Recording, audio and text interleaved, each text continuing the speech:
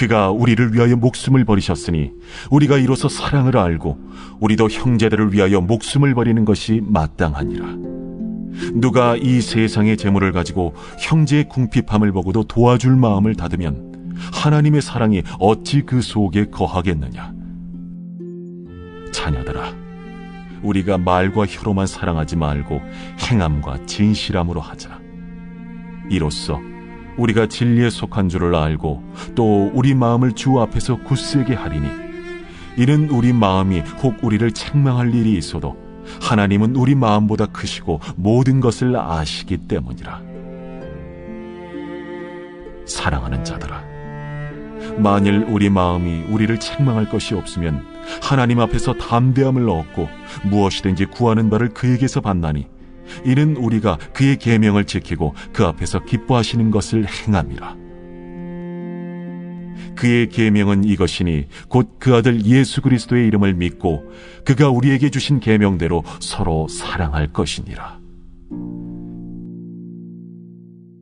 그의 계명을 지키는 자는 주 안에 거하고 주는 그의 안에 거하시나니, 우리에게 주신 성령으로 말미암아 그가 우리 안에 거하시는 줄을 우리가 아느니라.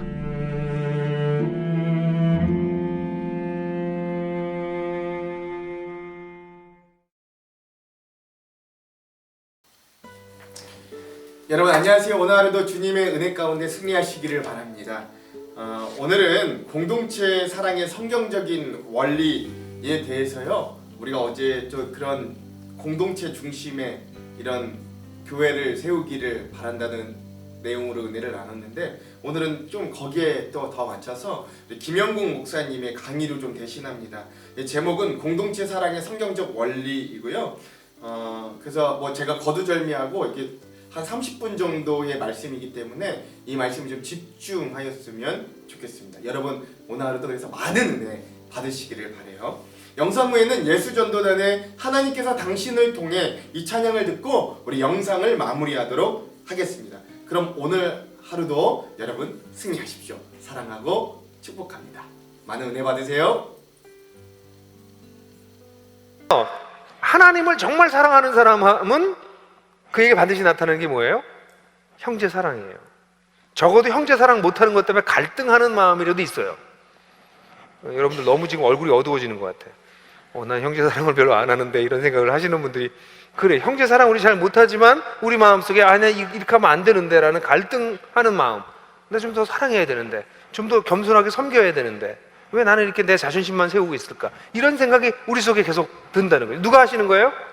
성령께서 우리 속에서 그거 하시는 거예요. 자, 그렇다면 하나님을 사랑하는 것과 형제 사랑하는 것은 어떻게 돼요? 뛰어놀 수 없는 것이에요.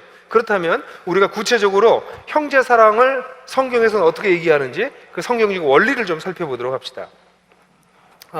저희 잊어버리지 못한 한 자매의 이야기인데요. 그 자매는 공부도 많이 했고 정말 프로페셔널한 자매고 세계 여러 군데도 다니고 이런 사람인데, 그 자매가 저에게 말하기 이런 말을 했어요. 자기는 인생에서 정말 알아야 될 것을 이렇게 가르쳐주는 곳을 못 만났다는 것이에요. 그래서 인생에서 정말 알아야 될 게 뭐라고 생각하세요? 그랬더니 사랑이요, 이러더라고요. 자기는 사랑을 가르쳐주는 데를 한 군데도 못 만났대요. 가정에서도 사랑을 못 배웠고요, 학교에서도 사랑을 못 받았고요, 불행하게도 그 자매는 그때까지 다녔던 교회에서도 사랑을 배우지 못했대요. 근데 자기가 인생을 살아보니까 사랑하는 게 제일 중요한데 왜 아무도 안 가르쳐주는 것이죠? 이렇게 저한테 얘기를 하는 것이었어요. 실제로 사람들은 사랑을 어디서 배웁니까? 사랑을 주변에 있는 사람들이나 친구들에게 배웁니다. 또 대중문화에서 배웁니다. 근데 대중문화에서 나오는 사랑은 정말 사랑이라고 말하기 어려운 사랑들이 대부분입니다. 영화나 드라마나 이런 데서 나오는. 참 재미있는 건, 여러분들 그런 생각 안 드세요? 배드씬 나오잖아요, 배드씬요. 예? 우리 다 19세 이상이죠, 여기 오신 분들요. 배드씬 나오는데 이 정상적인 부부가 배드씬 하는 거 보신 적 있어요, 영화에서? 그건 안 나와요. 영화에 나오는 배드씬들은 전부 배드씬이에요. 영화가 됐나요? 네? 전부 나쁜 죄들이에요. 전부 부적절한 관계들이에요, 이게 다. 예? 근데 사람들은 그런 영화들을 보면서 그런 것들이 일종의 사랑일지도 모른다라고 하는, 사랑이면 그럴 수 있다라고 하는 생각들을 공유하는 거죠. 문화 자체가. 우린 사랑을 그런 식으로 듣고 배워요. 진짜 사랑을 가르쳐줘야 될 곳이 있는데 그곳이 어디입니까? 그것이 교회입니다. 저는 교회가 사랑 전문 연구소라고 이름을 붙여야 된다고 생각해요. 또는 사랑 클리닉이라고 이름을 붙여야 된다고 생각해요. 그런데 안타까운 것은 교회에서 사랑하라고만 가르치지 어떻게 사랑하는지를 안 가르쳐요. 오히려 요즘은 심리학이나 상담소 같은 데서 대화를 나누는 방법, 듣는 방법, 갈등 해결하는 방법, 이런 것들을 가르쳐요. 근데 원래 우리가 성경을 제대로 배우게 된다면 우리가 어떻게 겸손하게 다른 사람들의 이야기를 듣고 그들하고 공감하고 함께 울고 어떻게 우리를 미워하는 사람을 사랑할 수 있고 이런 것들을 배울 수 있을 텐데 사실 이런 것들을 배우지 않는다는 거죠. 학교에서도 안 가르치잖아요. 저는 진짜 우리 대학 시험 같은 데 이런 게 나와야 된다고 생각해요. 그럼 한국 사람들이 인성이 달라질 거야. 사랑과 관련돼서 막 과외를 받아. 그럼 저가 고액 과외 선생이 되겠네요. 예? 그 사랑이 뭐냐 이런 거 막 배우고 말이죠. 그 시험이 그런 게 나와야 된다는 거죠. 근데 온갖 저 써놔야 사실 인생에 쓸모없는 지식들만 잔뜩 외워가지고 시험 보잖아요. 사랑을 배워야 됩니다. 저는 오늘 여러분들하고 같이 요한 1서에서 나타난 사랑의 중요한 원리를 좀 얘기를 하려고 그러는데 요한 1서 3장 16절에서 19절, 23절부터 24절까지 나와 있는 구절이에요. 이 구절을 가지고 사랑의 성경적 원리를 여기서 여러 개 더 뽑을 수도 있겠지만 아주 중요한 4가지 원리가 있어요. 그 4가지 원리를 한번 우리가 찾아보려고 그래요. 여러분들 이번에는 우리 한번 성경 한번 같이 읽겠습니다. 세번역으로 한번 먼저 같이 읽고 그 다음에 그 원리를 찾아보죠. 다 같이 읽겠습니다. 시작. 그리스도께서 우리를 위하여 자기 목숨을 버리셨습니다. 이것으로 우리가 사랑을 알게 되었습니다.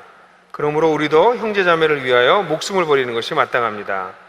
누구든지 세상 재물을 가지고 있으면서 자기 형제자매의 궁핍함을 보고도 마음 문을 닫고 도와주지 않으면 어떻게 하나님의 사랑이 그 사람 속에 머물겠습니까? 자녀들이니 여러분, 우리는 말이나 혀로 사랑하지 말고 행동과 진실함으로 사랑합시다. 이렇게 함으로써 우리가 진리에서 났음을 알게 될 것입니다. 또 우리는 하나님 앞에서 확신을 가지게 될 것입니다. 하나님의 계명은 이것이니 곧 그 아들 예수 그리스도의 이름을 믿고 그리스도께서 우리에게 명하신 대로 서로 사랑하라는 것입니다. 그리스도의 계명을 지키는 사람은 그리스도 안에 있고 그리스도께서도 그 삶 안에 계십니다. 그리스도께서 우리 안에 계시다는 것을 그가 우리에게 주신 성령으로 우리는 압니다. 이 본문은 우리가 다 다룰 수는 없지만 이 본문을 보면 우리가 사랑해야 될 사랑의 아주 중요한 원리들을 얘기하고 있는데요. 첫 번째 3장 16절에 나타나요. 3장 16절에 사랑을 뭐뭐하는 사랑하면 뭐라고 붙일 수 있을까요?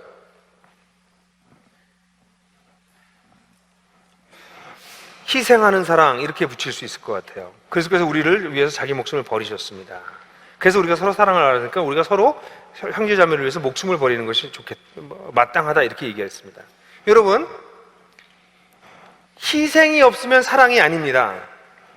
사랑은 자기 것을 내어주는 것입니다.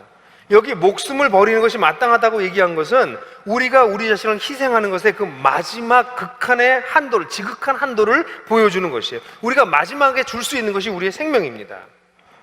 그러니까 우리가 하는 사랑이 이것이 성경적인 사랑인가 아닌가를 보려면 거기에 희생이, 대가가 들어가 있나 없나를 보시면 돼요. 그렇다고 해서 여러분 기억해야 될 것은 희생이 목적이 되진 않는다는 것이에요. 희생 자체가 목적이 아닙니다. 여기 보면은 우리도 형제 자매를 그다음 뭐라고 나왔어요? 위하여 목숨을 버리는 것이 마땅합니다 나와있죠. 우리의 희생은 목적이 있어야 됩니다. 형제 자매를 위해서 해야 됩니다. 다시 말해서 상대방의 진정한 유익을 위해서 해야 돼요. 상대방이 성장하고 상대방의 잠재력이 일어나고 상대방이 가지고 있는 나쁜 악이 제재될 수 있어야 돼요. 그렇지 않고 무조건 희생하는 것은 사랑이 아니에요. 그것은 값어치 없는 희생입니다. 일부 기독교에서 이 희생을 강조하다 보니까 이 목적도 없이 선한 결과도 나타나지 않는데 무조건 희생하는 것이 사랑이라고 생각하는 사람들이 가끔 있어요. 근데 성경에서 얘기하는 희생은 이렇게 무가치한 희생을 하라고 얘기하고 있지 않아요. 의미가 있는, 목적이 있는 그런 희생하는 사랑을 하라고 말씀하고 계세요. 뭐 예를 들어서 여러분들 요즘은 이제 이런 것들이 점점 많이 없어서 참 다행이긴 하지만 그래도 여전해요. 가정폭력 같은 것이 있으면 교회에서는 크리스찬들은 참으라고 그럽니다. 네가 좀 참고 희생해라 이렇게 합니다. 근데 여러분들 그 가정폭력 같은 일들이 벌어지면 어떻게 되나요? 때리는 사람이 망가질까요? 맞는 사람이 망가질까요? 둘 다 망가져요. 예, 너무 또 출제자의 의도를 생각해서 때리는 사람이 이렇게 얘기를 하시는데요. 맞는 사람이야 물론 망가집니다. 근데 때리는 사람도 망가져요. 왜 망가져요? 사람이 사람을 폭력으로 제압하는 것은 있을 수 없는 일입니다. 비인격적으로 사람에게 수치감을 주고 실제로 신체적으로 위해를 가하는 것은 사람이 할 짓이 못 돼요. 근데 이 신체적 폭력을 한번 가하기 시작하면 반복해요, 사람들이. 이걸 반복하면 그 사람의 인격이 어떻게 될까요? 심각하게 망가져요. 이것을 하도록 놔두고 참는 것이 사랑이 아니라는 것이에요. 이걸 못하도록 막아야 된다는 거죠. 그게 사랑이에요. 악을 저지르는 것을 희생하는 것은 그건 희생이 아니에요. 그 목적 없는 희생이에요. 그러니까 이 희생하는 사랑이라고 하는 것은 목적이 반드시 있어야 된다는 거죠. 예수님의 경우를 한번 보시죠. 예수님 같은 경우에는 어떤 희생을 하셨나요? 예를 들어서 세리들과 창녀들의 친구가 되셨습니다. 이건 엄청난 희생이세요. 왜 그럴까요? 당시에 세리나 창녀들하고 가까이 하는 것은 종교 지도자로서는 이건 스캔들입니다. 지금도 그렇죠. 뭐 제가 집장촌에 가서 거기 앉아 있으면 그게 감당이 되시겠어요, 여러분들요? 예수님도 이게 안 되는, 정치적으로 엄청난 손해를 보시는 일이거든요. 그런데 세리하고 창녀들에겐 뭐가 필요했나요? 친구가 필요했어요. 예수님은 그런 오해를 받을 수 있고 정치적으로 어떤 면에서 모함을 받을 수 있는데도 불구하고 그들의 친구가 되어주셔서 희생하시고, 그게 사랑이에요. 대가를 지불하시고 그곳에 가신 것이죠. 바리새인의 경우는 어떨까요? 예수님이 바리새인들을 사랑하셨을까요? 여러분 성경을 보시면, 자세히 읽어보시면 예수님이 바리새인들도 사랑하신 것을 알 수 있습니다. 아니, 목사님 무슨 말씀을 그렇게 하세요? 바리새인한테 욕도 하셨는데. 예수님이 욕하신 거 아시죠? 독사의 새끼들아. 독사의 새끼들아, 그건요, 지금 우리나라로 말하면 우리나라 욕에는 그 개 자손들아, 그거랑 같은 욕이에요. 예? 그런 험한 욕을 하셨다고요? 왜 그러셨을까요?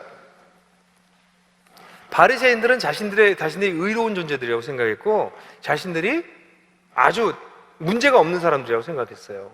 이들을 깨우치기 위해서는 그들의 마음에 상처를 내셔야 됐어요. 그들의 위선을 고발하셔야 됐어요. 예수님은 바리새인들을 살리기 위해서 그들에게 도전하시고 그들의 문제를 제기하시고 그들이 틀렸다고 얘기하셨어요. 물론 그렇게 하심으로 말미암아 바리새인들과 종교 지도자들의 미움을 사서 예수님이 진짜 십자가에 죽기까지 하셨지만, 그래서 사실은 이 바리새인들을 그렇게 사랑하셨기 때문에 여러분들 사도행전을 보게 되면 예수님이 돌아가시고 난 다음에 교회가 시작됐을 때 바리새인들 중에서 굉장히 많은 사람들이, 서기관들 중에서 굉장히 많은 사람들이 교회로 들어오게 돼요. 여러분, 사랑은 뭐가 있어야 된다고요? 희생하는 것이 있어야 됩니다. 섬기는 것이 있어야 됩니다. 상대방을 위해서 대가를 지불하는 것이 있어야 그것이 진정한 사랑입니다. 첫 번째. 두 번째는 18절을 보면은, 자녀들이 여러분 말이나 혀로 사랑하지 말고 행동과 진실함으로 사랑합시다 그랬는데, 저는 여기서 중요한 것을 진실한 사랑이라고 생각해요. 진실하다, 이게 참 말하기 표현하기 어려운 것인데, 진실하다라고 하는 것을 다르게 말한다면 투명하다라고도 좀 표현할 수도 있을 것 같아요. 진실한 것. 여러분, 이 진실하다, 투명하다, 이런 게 뭘까요? 누굴 사랑할 때 상대방에게 다른 목적이 있어서가 아니라 상대방을 정말 위해서 하는 것이 진실한 사랑입니다. 많은 사람들이 사랑한다고 하지만 사실은 자기 명예와 자기 이익을 따라가는 사람들이 많습니다. 또는 내가 누구를 사랑한다는 것이 내가 스스로 만족스러워서 자기 성취 때문에 다른 사람을 사랑하기도 해요. 굉장히 많은 사람들은 다른 사람들이 칭찬해 주는 것 때문에 사랑합니다. 다른 사람이 보지 않으면 하지 않습니다. 이런 것들은 진실한 사랑이 아닙니다. 다른 이유가 있는 것이에요. 사랑을 받는 대상자를 위한 것이 아니라 다른 목적을 가지고 사랑하는 것, 이것이 진실한 사랑이 아닙니다. 그래서 이걸 또 좀 다르게 얘기한다면, 진실한 사랑을 하면 진실하지 않은 사랑은 이런 사랑이에요. 조작적인 사랑입니다. 뭔가를 얻어내려고 하는 거예요. 그 사랑을 통해서 그냥 주려고 하는 것이 아니라 뭔가를 얻어내려고 하는 것이에요. 그래서 사실 우리 사람들과의 만남에 있어서도 정말 어려운 사람이 어떤 사람이냐면 속이 안 들여다 보이는 사람이에요. 그 말을 하면 이렇게 말을 선명하게 자기 속을 얘기를 하는 것이 아니라 늘 말을 이렇게 조작적으로 하는, 그래서 무슨 말을 하는지를 따라가기가 좀 어려운, 그리고 얘기하다 보면 낚이는 이런 경우들이 있단 말이죠. 그래서 사실은 누가 무슨 말을 하면 왜 저런 말을 저 친구가 저 말을 왜 할까, 이런 생각을 한번 생각하지 않을 수 없게 만드는, 이런 것들이 투명하지 않은 것이죠. 진실하지 않기 때문에 이런 것들이 나오는 것이에요. 사실 저는 성숙의 굉장히 중요한 척도 중에 하나가 투명성이라고 생각해요. 속이 훤히 들여다보여도 된다는 것이죠. 성숙하지 않은 상태에서 속이 훤히 들여다보이면 이거 좀 바보예요. 훤히 들여다보이는 게 다 좋은 건 아니에요. 성숙하면 훤히 들여다보여도 괜찮아요. 그걸 숨기지 않아도 되거든요. 있는 그대로 드러내도 되거든요. 예수님이야말로 정말 투명하셨던 분이셨어요. 그분이 무슨 생각을 하고 있나 이렇게 고민하지 않아도 돼요. 네? 무슨 말을 하면, 무슨 행동을 하면 그 표면적인 것이 그 의미 자체예요. 그 진실한 사랑이 우리 공동체 속에 있어야 돼요. 투명해야 돼요. 우리가 말할 때 왜 저런 말을 하지? 이런 생각을 자꾸 2번, 3번 하는 공동체는 건강한 공동체가 아니에요. 어떤 행동을 하면 그 행동이 그냥 진실하게 전달돼야 되는데 왜 저렇게 행동했지? 한 번 더 생각해보게 하는 이런 것들은 진실한 공동체에서 나타난 사랑들이 아니에요. 실제로 이런 게 투명성이 하도 없다 보니까 어떤 교회에서는 농담삼아 그런 얘기 하잖아요. 하나님의 뜻을 분별하기보다는 목사님의 뜻을 분별하는 게 더 어렵다. 왜 목사님이 저런 얘기를 하시지? 이런 예? 그런 얘기를 농담삼아 그런 얘기를 한다고 농담인지 진담인지 모르겠지만요. 진짜 우리 교회 공동체 안에서 우리가 정말 배워야 될 것은 진실한 사랑입니다. 투명한 사랑, 솔직한 사랑, 정말 상대방을 위한 사랑, 다른 게 뒤에 이렇게 숨어있지 않은 사랑, 이런 사랑이 우리에게 필요합니다. 세 번째는 17절하고 18절에 나타나는데요. 이건 구체적인 사랑이라고 말할 수 있어요. 형제의 궁핍함을 보고선 재물을 가지고 있으면서도 도와주지 않는다면 어떻게 사랑하는 것이겠느냐? 말과 혀로만 사랑하지 말고 행동과 진실함으로 하자라고 한 말이에요. 사랑은 말과 혀로 하는 것이 아니라 구체적으로 하는 것입니다. 저도 굉장히 피하고 조심하려고 하는 말들 중에 하나가 너무 어렵구나, 내가 기도해 줄게, 이런 말이에요. 기도해 줄게 그러고선 그 사람이 그 사람을 위해서 10분 이상 기도하는 사람이라면 그 말 할 자격이 있어요. 근데 기도해 줄게라고 얘기하고 30초 기도하는 사람이라면 그건 땜빵 하는 거예요. 그러니까 말로 하는 거예요, 혀로.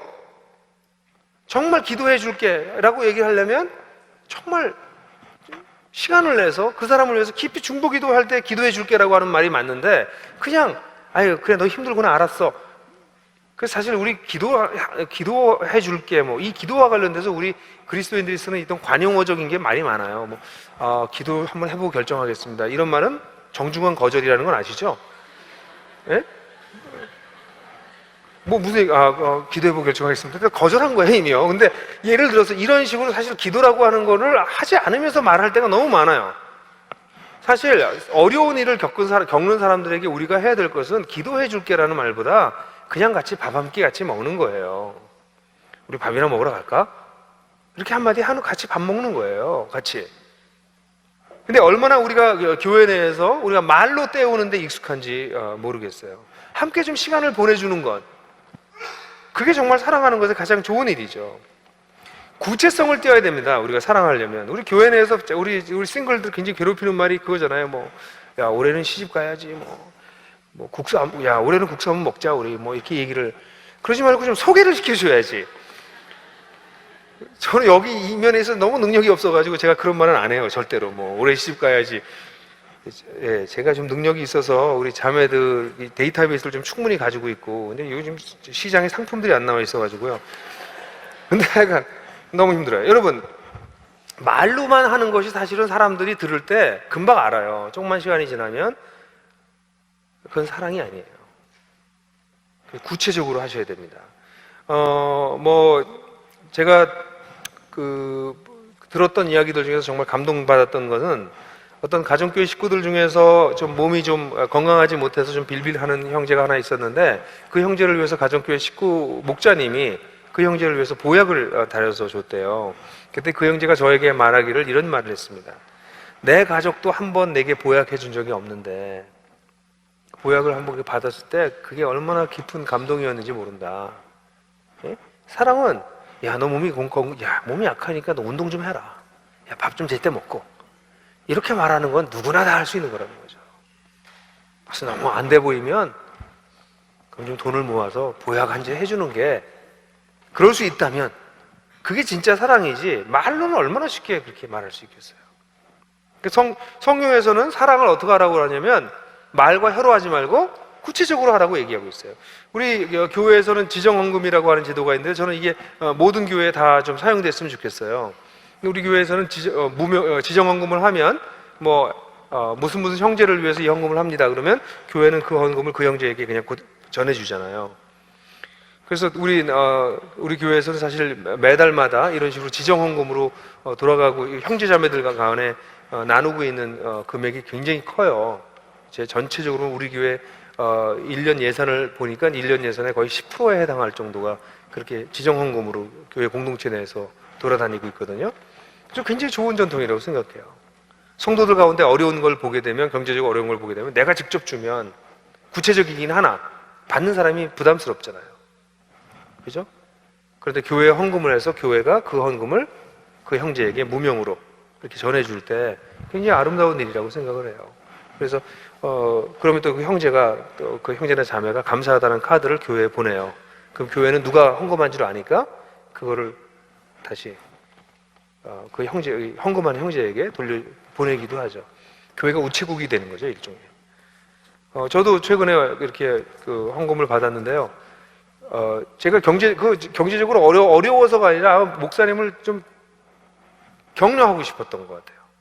제가 굉장히 격려를 받았어요. 금액이 많아서가 아니라 난 지정헌금 지금까지 꽤 많이 했지만 이렇게 받아보다니, 한 2번쯤 받았는데 굉장히 좋았어요.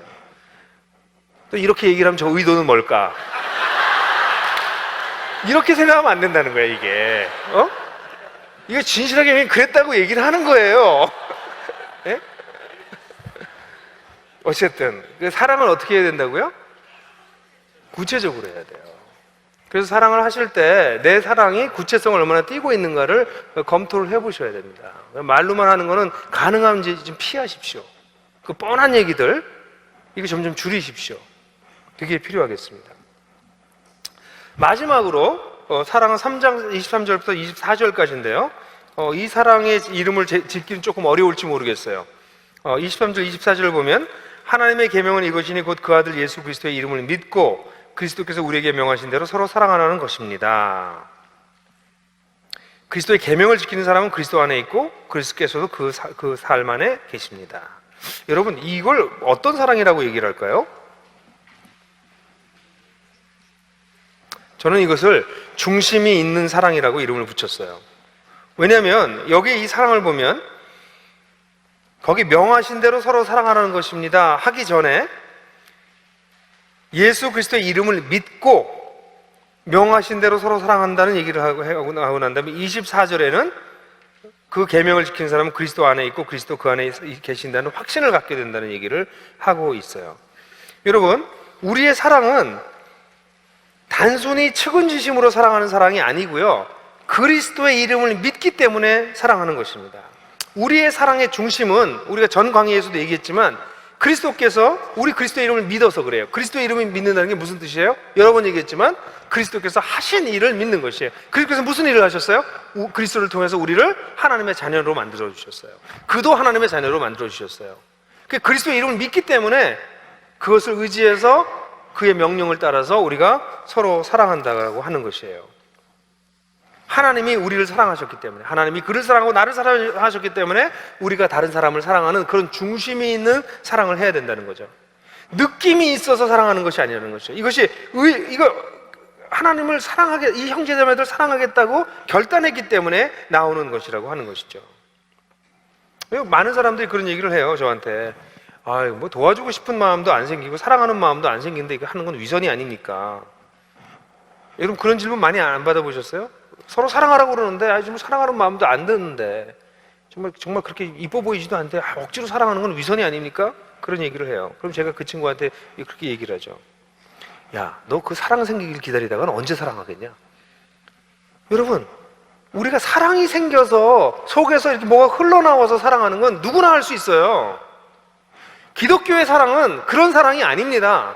기독교의 사랑은 예수님을 우리가 믿기 때문에, 예수님이 그를 사랑하고 나를 사랑했기 때문에 그의 명령에 의지해서 그를 사랑하는 것이에요.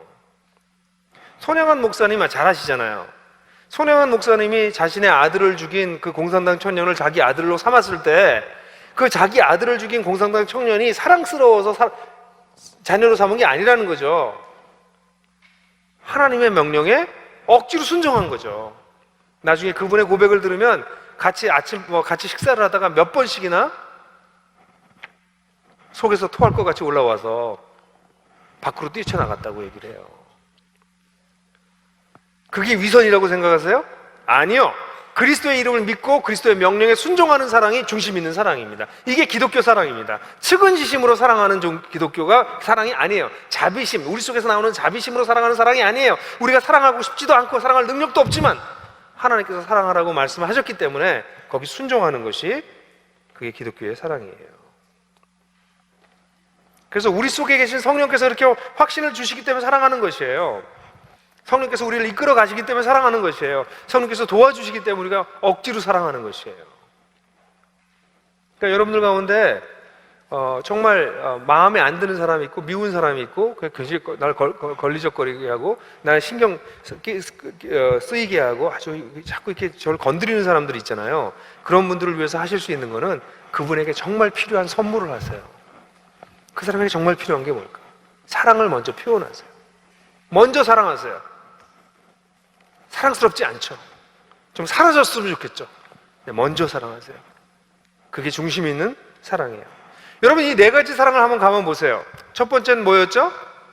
희생하는 사랑이었습니다. 대가를 지불하는 사랑이었습니다. 희생하는 사랑. 두 번째 뭐였어요? 진실한 사랑입니다. 다른 아젠다가 있고 뭔가를 조작적으로 하는 것이 아니라 정말 그 대상을 사랑하는 진실한 사랑입니다. 세 번째는 뭡니까? 구체적인 사랑입니다. 말과 혀로 하는 게 아니라 실제적으로 하는 것입니다. 마지막으로는 중심 있는 사랑입니다. 내 힘으로 사랑하는 것이 아니라 예수님의 명령에 의존해서 예수님께서 하신 일에 기초해서 사랑하는 것이 중심 있는 사랑이에요.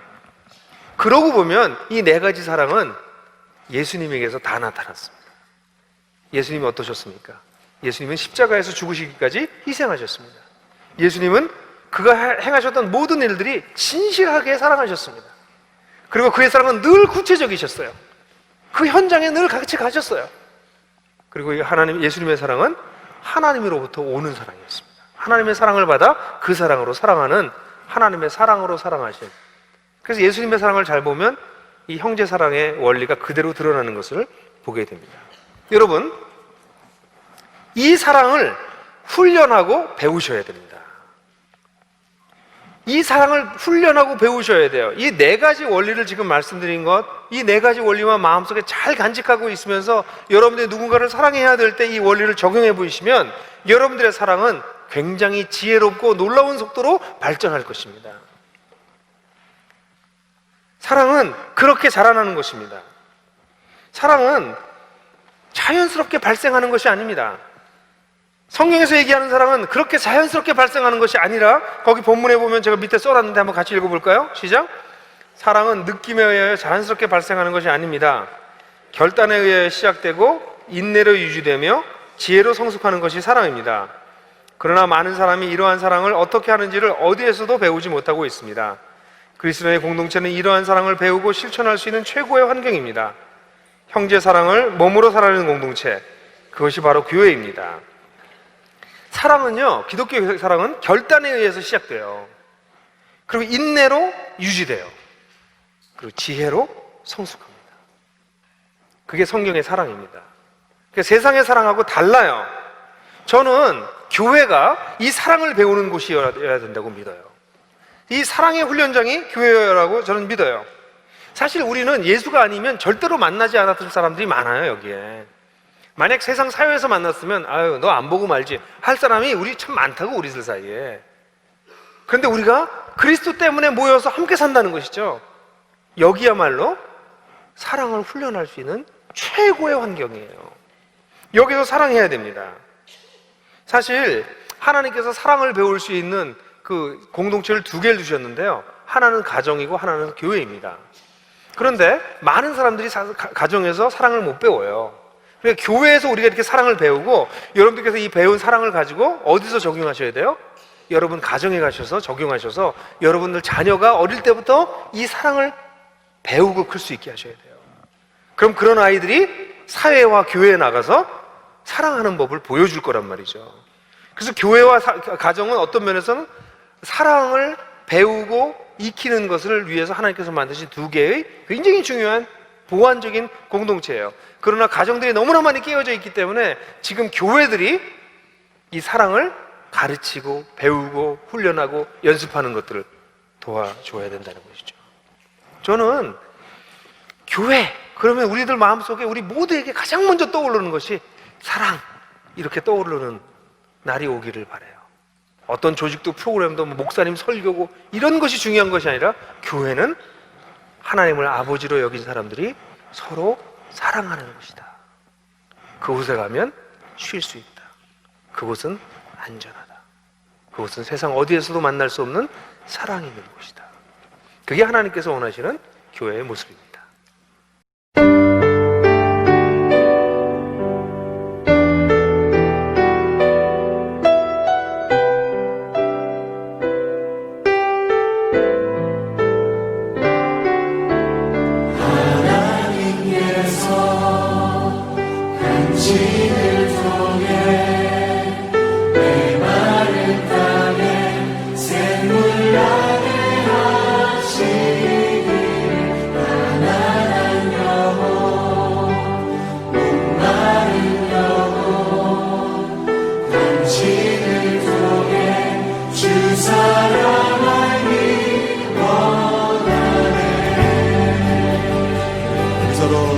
격려하고 축복합시다.